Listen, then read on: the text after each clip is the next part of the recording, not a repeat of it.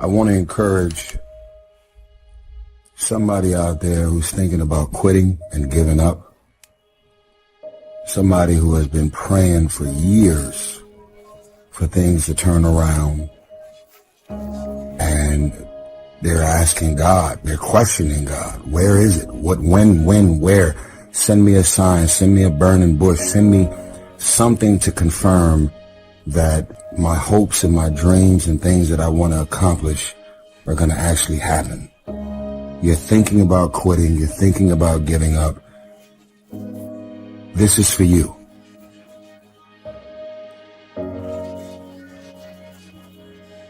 Don't give up. Don't give up. Stay in it. Stay focused. You know, life can throw you some curves. And it's not just the things that you see coming, but sometimes it's the things that you didn't see coming that hit you out of nowhere, that set you back in such a way that it seems like you can't get over. And we, are dealing with a lot of normal times where people feel like already their plate is full. And then all of a sudden, out of nowhere, there comes these unexpected things that just make us feel like we're overwhelmed. And you've reached your limit and your bandwidth is full. And you already said, I can't take another thing. And then out of nowhere, here comes something you didn't see coming and you're in it. This question, am I going to make it, is something that each and every individual is asking themselves all over this nation and in many places of the world. And in your homes, somewhere in your heart, these words are echoing, am I going to make it? Somebody needs to know today you're going to make it. Somebody needs to know today you're doing all right. You may not be what you ought to be, but you're not what you used to be. And you're going to get there by God's grace. Don't you give up. Don't you quit. And don't you keep putting yourself down. You're doing better than you think you are. Ecclesiastes chapter 3 gives 28 times and seasons in life. It says there's a time to be born, there's a time to die. There's a time to laugh, there's a time to cry. There's a time to dance, there's a time to mourn. There's a time to gather, there's a time to let go. It's 28 different times in life. The one time I can't find in there is the time to quit. There is no time to quit in your life in this. If you'll keep going, that's how you get to heaven. Tell somebody this is no time to quit. You may have bars, you may have chains, but you're still blessed. When you come into a season of struggle like you're in right now, do not be defeated, because if you're breathing and the sun is shining, then God has a purpose for you. You're still alive.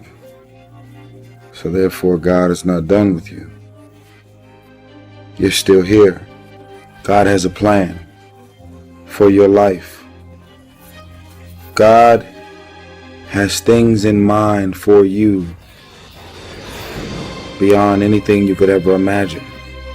Shake off feeling sorry for yourself. Shake off don't nobody love me talk. Shake off all of that talk of, being a victim. It's time to encourage yourself in the Lord. Stand up to life. Stand up to this challenge and encourage yourself in the Lord. It's bad. We've lost a lot and we don't have a guarantee of anything in the future except God is with us. The person who prevails is the person who refuses to give up. The person with the mental toughness is the person who will triumph. The testing of your faith produces perseverance.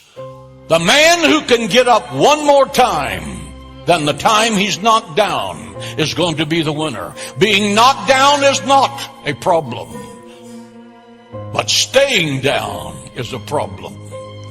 Get up, because success begins by getting up one more time than you've been knocked down. The Bible declares in Proverbs 24:16, listen to this. For though a righteous man falls 7 times, he rises again. For though a righteous man falls 7 times, he rises again. You're not a failure for falling down. You're a failure for staying down. You know, it's amazing how many people in the world have done phenomenal things after having failed numerous times in their life. And so failure doesn't have to be the end. Making mistakes doesn't have to be the end. I think most people, if they're going to be successful, they have to press through some things.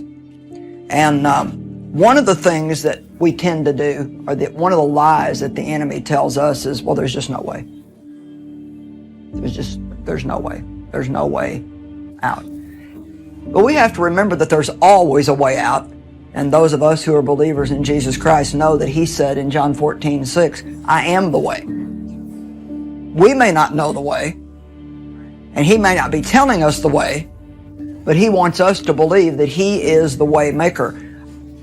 God will make a way for you, but He does require you to never give up.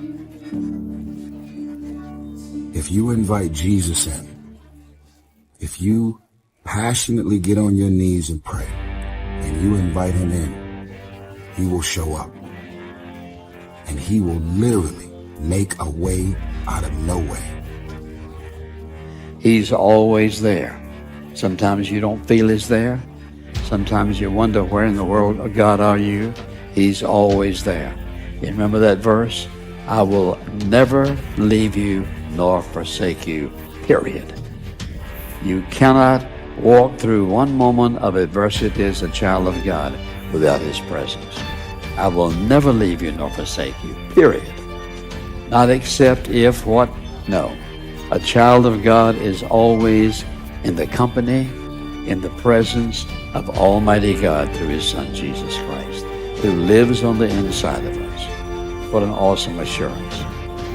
Don't give up on yourself, because if you do, then what you're saying is, God's not big enough to change me. There's nobody that is beyond change.